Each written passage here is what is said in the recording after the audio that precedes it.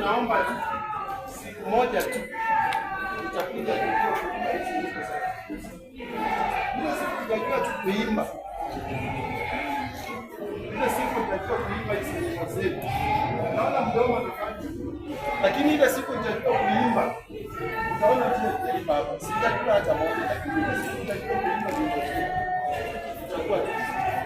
Kwa hivyo tusiwe tunalazimishwa. Sababu na ufundi kwenye mwalimu.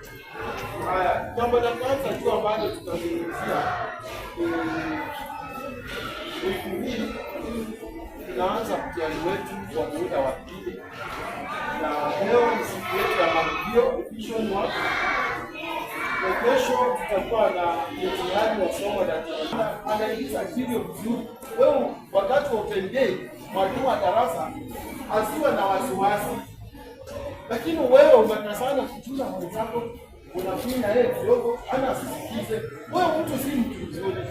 Na wewe pia usikubali mwalimu akifanya revision mwenzako hata kuongelesha. Kwanza leo, yaani madarasa sijaingia Kiswahili leo. Niwe nimekuja kufundisha mwenzako anakutia. Kwa mwanafunzi, utampatia kisomo kama darasa la huyo mtu hata kwenda. Kabisa Mungu anawaponya. Kwa hivyo mimi sina mengi leo, kwa mwalimu anakuja kwa sababu tuko na open day ambayo tunataka mazingira yawe mazuri. Mazingira yawe mazuri. Hata msasa akiongea na mwalimu wa darasa